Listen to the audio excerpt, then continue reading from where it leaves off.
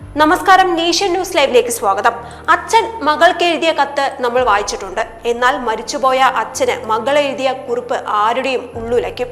വായനാ മാസാചരണത്തിന്റെ ഭാഗമായി Panangad north AUP school വിദ്യാരംഭം കുട്ടികൾക്കായി നടത്തിയ കത്തെഴുതാം സമ്മാനം നേടാം വിജയിയെ കണ്ടെത്താനുള്ള തപാൽ പെട്ടി തുറന്നപ്പോഴാണ് ശ്രീനന്ദിയുടെ കുറിപ്പ് വിധികർത്താക്കളുടെ കരൾ പിളർക്കും കാഴ്ചയായത്.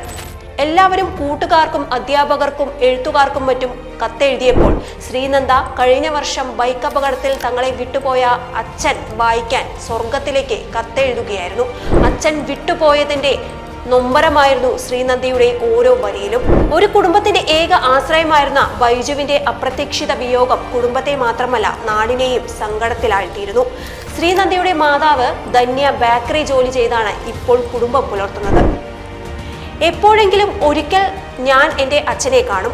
ഞാൻ നന്നായി പഠിക്കുന്നുണ്ട്, പിന്നെ അമ്മ ഞങ്ങളെ നന്നായി നോക്കുന്നുണ്ട് എന്നെഴുതിയാണ് ശ്രീനന്ദ കത്ത് അവസാനിപ്പിക്കുന്നത്.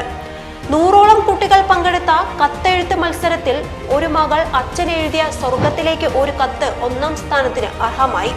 വൈകാരികതയ്ക്ക് അപ്പുറം കത്തിന്റെ ഉള്ളടക്കവും ഭാഷയും ശക്തവും ഭാവതീവ്രവുമാണെന്ന് സ്കൂളിലെ വിദ്യാരംഗം കലാസാഹിത്യ വേദി കൺവീനർ അനാമിക ടീച്ചർ അഭിപ്രായപ്പെട്ടു. 1ാം സ്ഥാനം കിട്ടിയെങ്കിലും ശ്രീനന്ദയുടെ കണ്ണിലുണ്ട് അച്ഛന്റെ അസാന്നിധ്യം.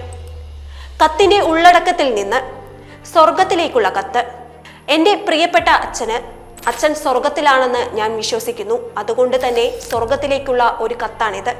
അച്ഛൻ ഇപ്പോൾ സുഖമാണോ? അച്ഛനെ മറക്കാൻ എനിക്ക് കഴിയുന്നില്ല. എന്നാണ് അച്ഛൻ തിരികെ വരിക? ആ ദിവസത്തിന് വേണ്ടി ഞാൻ കാത്തിരിക്കും. ഇതാണ് ശ്രീനന്ദയുടെ കത്ത്.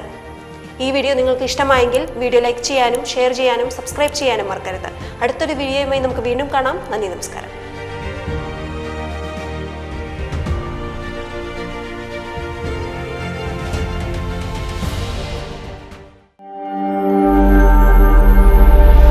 നാഷൻ ന്യൂസ് ലൈവ്, സത്യം, ചരിത്രം, വർത്തമാനം.